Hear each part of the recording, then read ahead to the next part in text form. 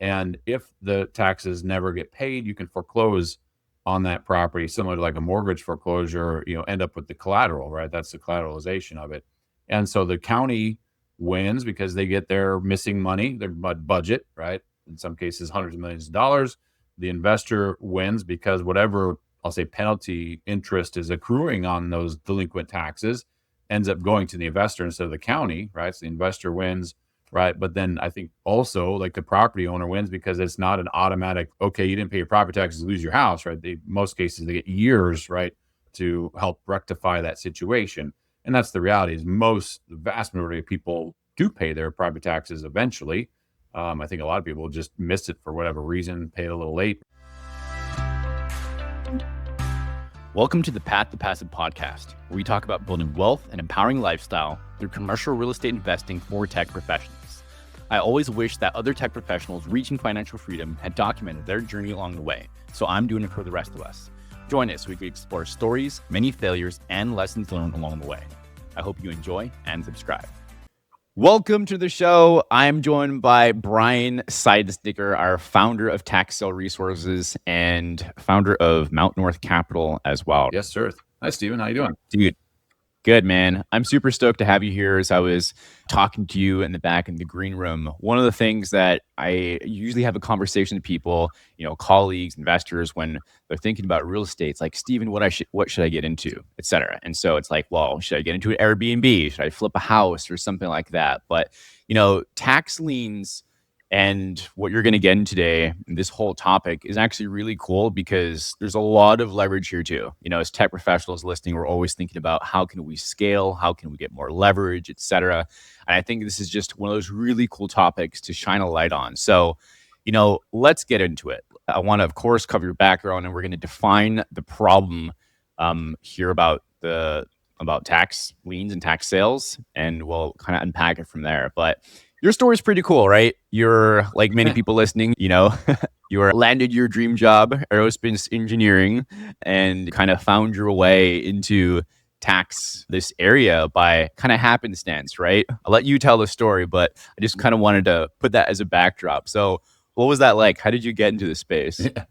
Yeah, obviously I'm biased. I think it's interesting, but I think everybody should think their life is somewhat interesting. Yeah, I got into this space really by accident and on the wrong side of it. I early on, realized maybe engineering is not my calling in life. I loved it. It was cool. It just didn't scratch all of the itches that I had. And, one of those main ones that I didn't really realize or hadn't identified was, the daily satisfaction of accomplishment. And I was working on really cool programs doing really crazy stuff. But when you're in the middle of it, it feels like a hamster wheel. And so I, recognizing that early on, I was flipping properties on the side, ended up upside down on one. And then in 2007, 2008, and had a notice of potential tax lien sent to me. Notices, right? It was like dozens of them that were sent to me. So that's really what introduced me in the space. I, along with probably most people, had never even heard of this whole thing called a tax lien.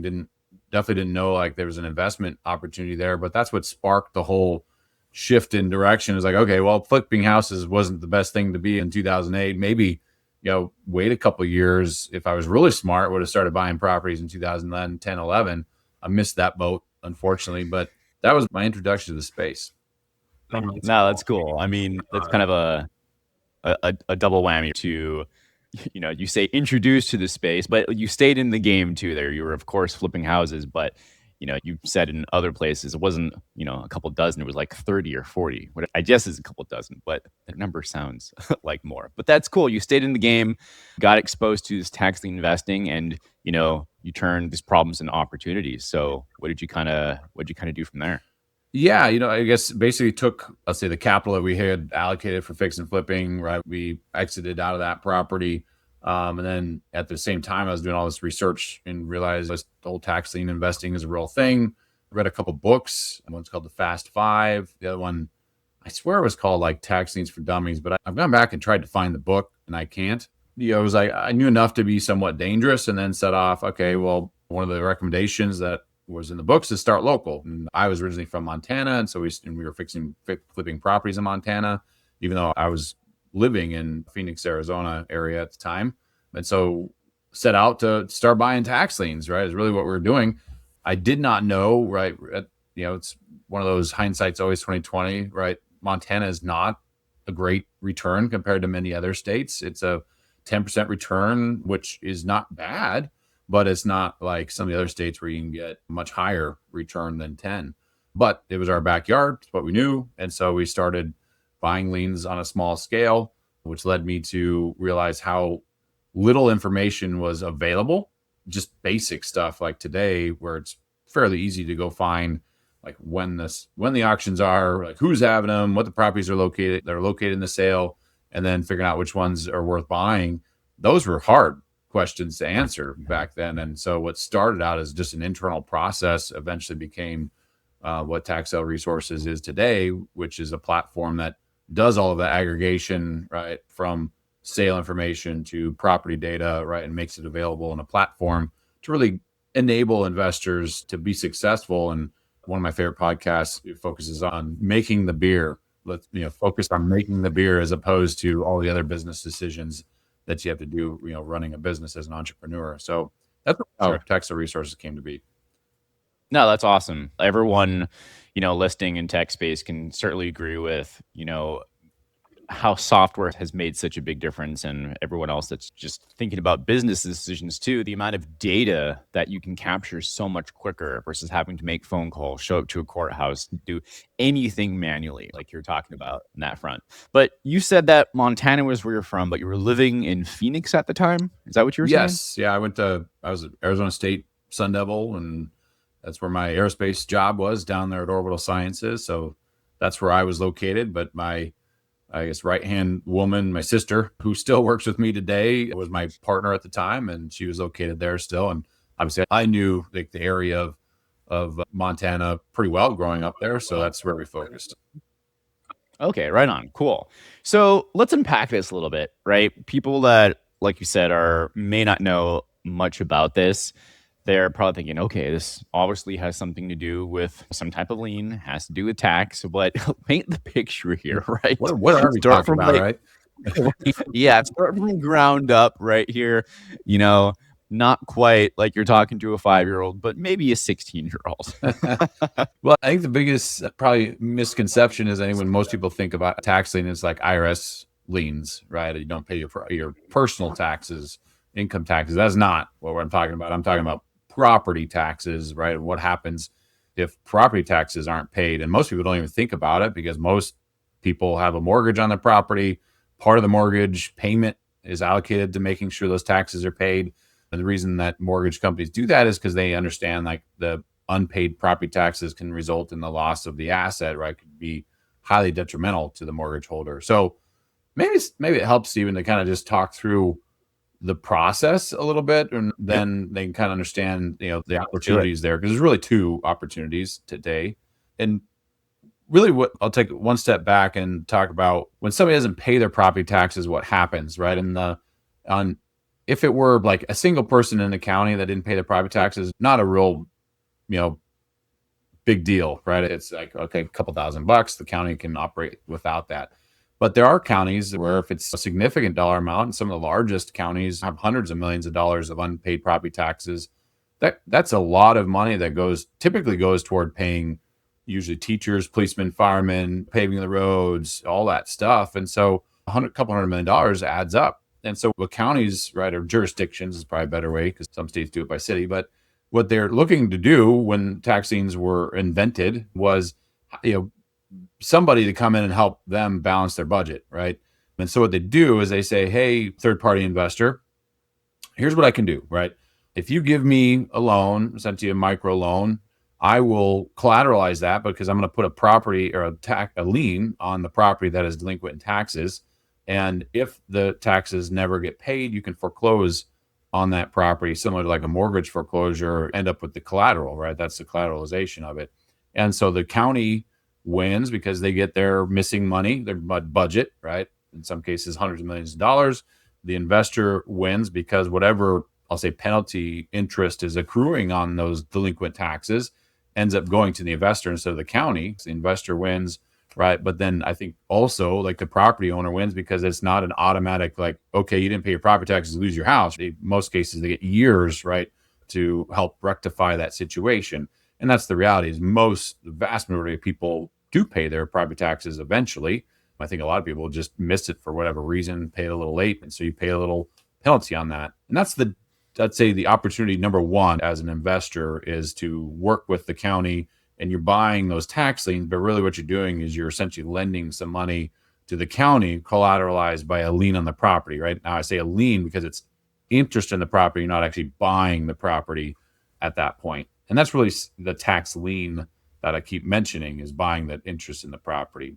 Cool. So what that effectively means is then then the investor comes in and where the county or the jurisdiction, like you're talking about, actually creates what is it actually them creating some kind of note that they then sell to the investor? Yeah, well, it's all electronic in most cases today, but when they originally were invented, and there's some state that still, it's actually a certificate, a tax lien certificate, piece of paper. And in some states, you still have to keep the piece of paper and you are buying that certificate. And that certificate is essentially the right to, as an interest or a lien on the property, right? So that certificate comes with the lien recorded on the property against title. And that gives you the right to foreclose on that if the property taxes are never paid on that property. So for whatever the amount is, so if it's $10,000 that in taxes from the homeowner to the jurisdiction, to the jurisdiction, right, then the investor can come in and then pay that jurisdiction $10,000 to get that certificate. You got it. Yes. Okay, cool. And so that makes sense. That creates opportunity number one, so that the investor can now work with that homeowner to collect whatever amount that they're owed, and their jurisdiction then says, for themselves, it's like, cool, we got our cash, our capital that can go back to fund infrastructure, teachers, all that stuff, just like you're talking about. And so that's opportunity one. Correct. Now, I guess a nuance would be, usually that relationship between investor is still with the county, right? There's a couple states that follow different rules, but there's no communication between investor and homeowner, right? It's the county's in the middle, right? It's like, hey, this is the deal that was made between the county or the jurisdiction and the investor. And so the property owner still pays their property taxes to the county or to the jurisdiction like they always would. The county or jurisdiction collects that and then sends it to the investor. Okay, got it. So the actual cash, the flow of cash. Correct. Okay, cool. That makes sense. I just wanted to simplify that because it makes a bunch of sense. But, as engineers, sometimes we're like, it's easy. Just look at this. Yeah. It's one of those, I think it's simple, right? But I think when you're hearing it for the first time, it's like, wow, this is a really convoluted process, right? But then when you do it a few times, it's like, it's not that complicated. So that's opportunity number one. And so that kind of split into two paths in the past, right? And that's been, I'd say, rectified or I think corrected, right, by the Supreme Court a few years ago, where it used to be some states allowed the lien holder to foreclose and get the property, right, basically for the back taxes.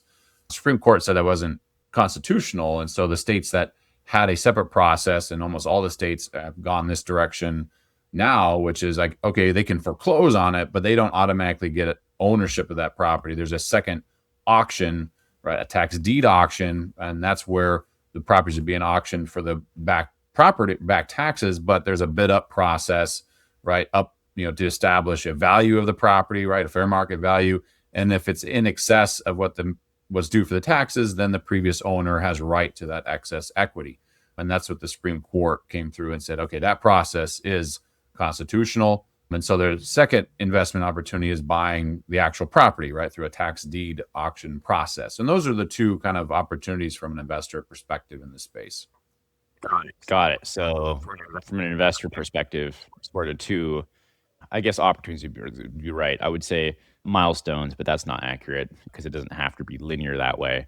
But two paths. So that makes sense. So basically in that way is that where it was happening before is that if the homeowner didn't pay the taxes before the Supreme Court ruling where it was unconstitutional, the investor could foreclose, automatically get the property. But now with this Supreme Court ruling, if the investor isn't paid, then it just goes to another auction for the fair market value of that home.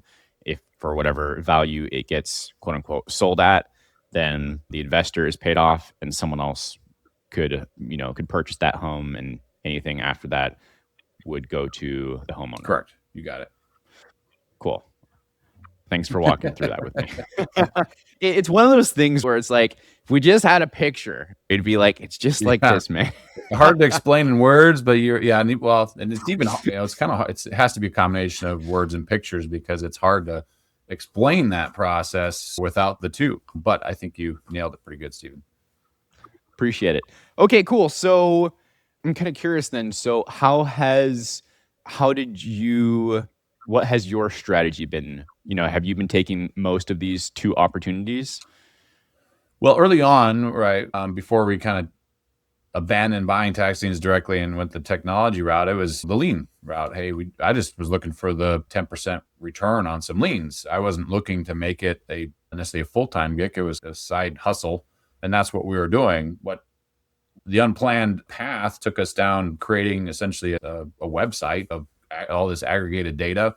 Somebody recommended making that public, and that's what eventually became Tax Sale Resources. And within a couple of years, I was making way more selling subscriptions, plus had several customers that I didn't want to be in competition with. And so I abandoned buying tax liens directly and went the technology route, and really was a data analytics technology platform provider for the space for about almost 9-10 years solely. And that's all we did, right? It was compile this information and make it readily available to investors, and so that they could focus on underwriting properties and buying liens, right? They didn't have to worry about all of the other back end logistics. That became our problem to solve.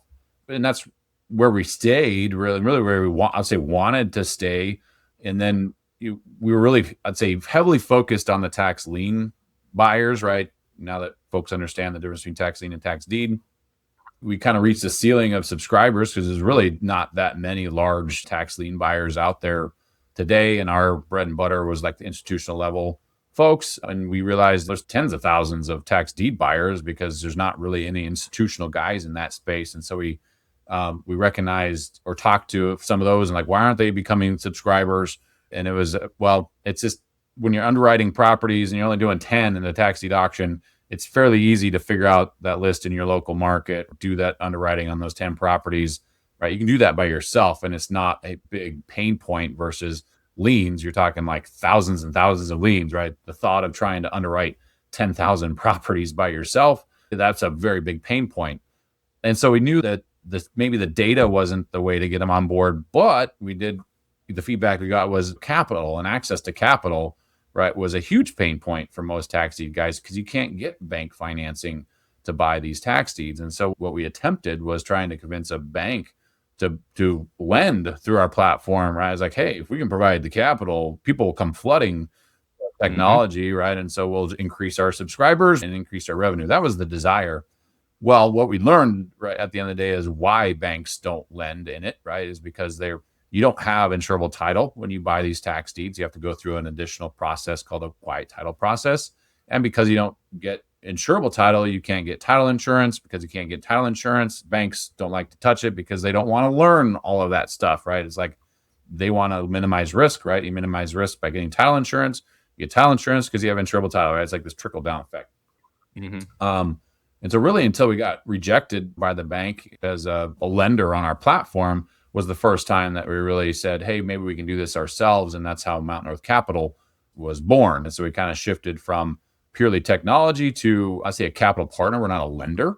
We're a capital partner, and we work with our partners on a kind of a profit share structure and really focus on the tax deed space, not the tax lien space today, right? So that we're working with those local guys. We're buying those tax deeds, right? And so I guess in some ways we are a competitor to some of our customers, but in an odd way of like not directly, if that makes sense.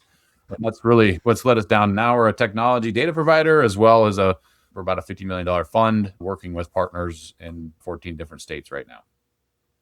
That's awesome, because that sounds like it's just a sentence or two of the story, but this isn't something that happened quickly, and it most likely took years to get through.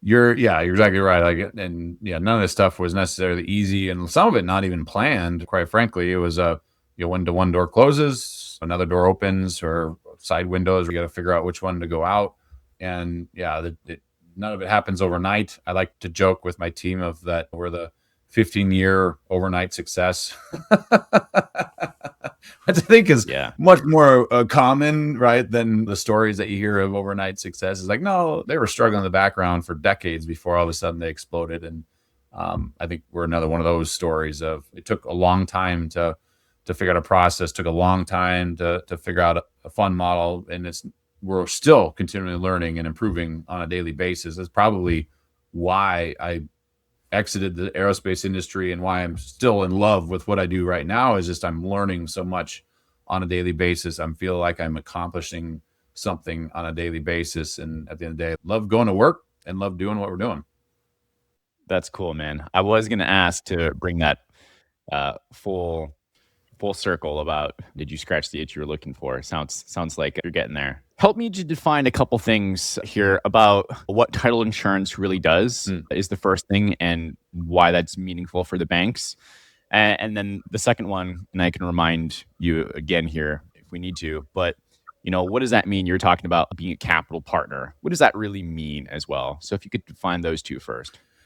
Yeah. Okay. So probably both those are subjects we could spend a whole episode talking about. So I'll try to make it short. And title insurance is one of those I've had to educate myself on it, right? Because I knew when you close, right, you go close through a title company. They do this title search, but what is that all for? Well, really, at the end of the day, what they're doing is they're investigating what I'll call as a chain of title, right, and making sure that when you pay your money for that property, that you actually own that property. That seems like a foreign concept. Like, well, I paid the money, I should. Well, there are instances where multiple people claim, I'd say, interest or ownership of an asset, right? If nobody has been that checks and balances along the way. And that's what title insurance does is they, right, are saying, hey, we have done all of that work, right, to make sure you have sole ownership of this property. And we are so sure we did that the right way that you're going to get an insurance policy. So if something comes up that we missed, it's our fault, not your fault. And that's really what title companies and title insurance does. And it's one of those things that doesn't affect 95% of transactions, 90, maybe more than that transactions. But when it does become a thing, it's a very big thing, right? Especially when you're talking about multi-million-dollar acquisitions and multiple properties, right? If you don't have that title insurance and someone else comes out of the blue and says, whoa, these were my properties. That guy was a fraud that sold them to you, right? And you're like, what? Right? That's where title insurance is all of a sudden a very critical thing.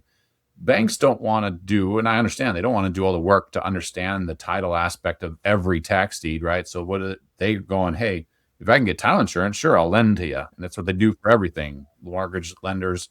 And without that, I'm out. They don't want to become the expert in that space. Yeah, they want insurance.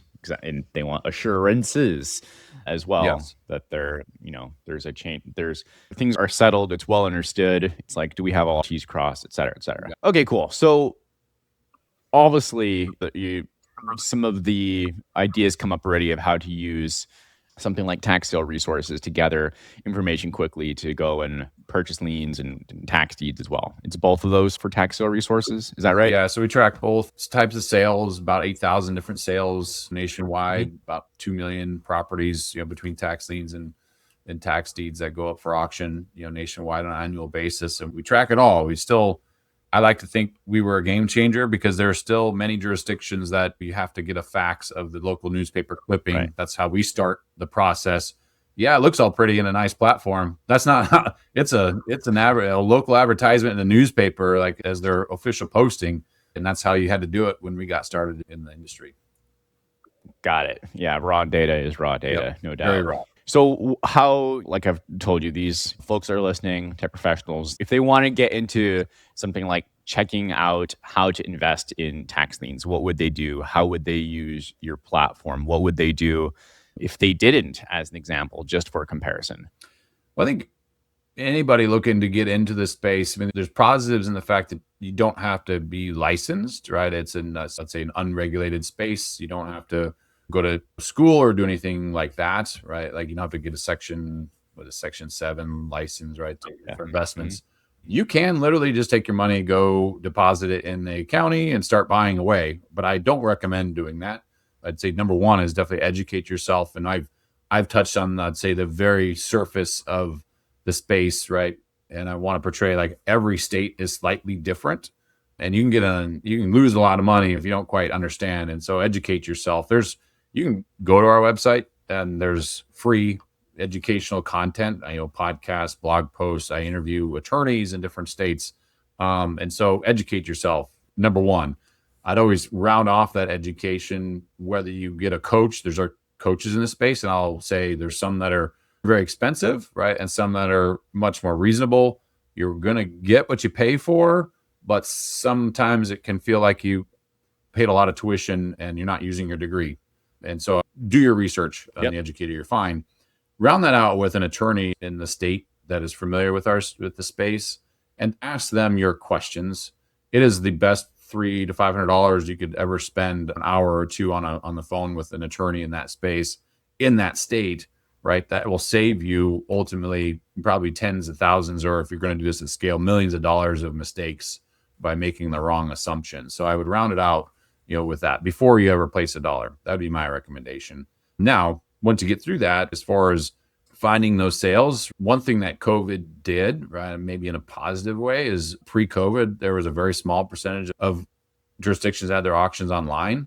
Today, about 70% of jurisdictions have their auctions online. And so the chances of you being able to go find a jurisdiction that you're interested in, by whether you're using tax resources or not, you can find it, right? Google's a wonderful thing. And save yourself a little money when you're getting started. When you start to get to the point where you're looking at multiple jurisdictions at the same time or across state line, like you want to underwrite a lot, that's really where tax sale resource becomes a game changer as you're trying to scale, is because it's all in the same format, in the same location, using the same platform. And so you can build a process around it, right? That's really where TSR becomes your best friend at that point. And it has both like the underwriting piece, but we also have the back end management software, which I didn't really talk about. But again, when you buy all these liens, a couple of them, not a big deal. Excel is a wonderful thing. When you start having 500 or 1,000 liens in 3 different states running 3 different interest processes, Excel might do it, right? But having a system that you can just load it all into and it knows exactly what to do with it, that's where, again, tax sale resources can be your best friend. Yeah, outstanding. I was thinking like spending time on the phone with the attorney, obviously building the team, you would still need to do something like that. But even to kind of keep inching your way forward along the path, I'm sure AI has really helped you with, and investors, of course, with some of this as well. Even if it's just some preliminary knowledge to keep on moving forward, but of course, gather more, do your due diligence with real people, real what's happening as you decide to take any significant, I would say, investments of resources, however that's defined for you, right?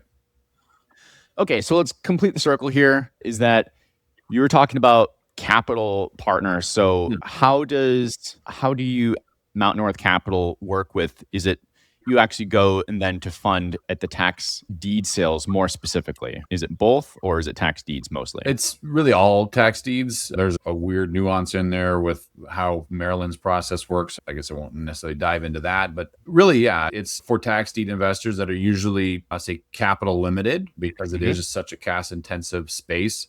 Even if they have $300,000, $400,000, $500,000, now you're still talking 3, 4, 5 properties a year that you can buy. And so most tax deed investors have some significant downtime, right? You can go buy a couple at an auction, right? A couple months later, you've spent everything. Now you got to wait. And most of the time you got to wait a redemption period, and then you got to wait a quiet title period, and then you got to wait to sell the property. And so you're waiting to recover that capital before you can go back to the auction and do it again. And so what we are is a partner. As we come in and basically work with those folks and say, hey, we have a platform that is not public, right? That has some pretty cool analytics that helps point you using some intelligence in the background to say these properties are likely going to sell at a better price. These properties are likely going to make it to auction, because a lot does not make it to auction. People pay their property taxes last second. That's all good stuff. And so we bring intelligence to the table, and we bring capital to the partnership, right, and enable them to scale. And that's really, and so we work with partners in different markets and enabling them to do what they're already doing, just at a little larger scale. And so for folks that are just getting started in the space, I'm going to talk about the fund in both perspectives, right? From a partner, we're not really looking for folks just getting interest in the space. They really need to know what they're doing, because it is a partnership. We're not a lender. It's not hands on, it's really hands off. And so the folks that we work with already know what they're doing at the end of the day. Yep, they're operators. Yep. Yep. And then on the flip side, it is a 506c fund that is available to accredited investors. And so for folks that don't like the asset class, but don't necessarily want to be involved in the day-to-day, then they can take advantage of the tax deed space and the return associated with it by investing in the fund. And we're not the only, I don't know any other funds that focus on tax deeds, but there's several funds that focus in tax liens. So whether it's Mountain of Capital or one of those, there are other opportunities out there.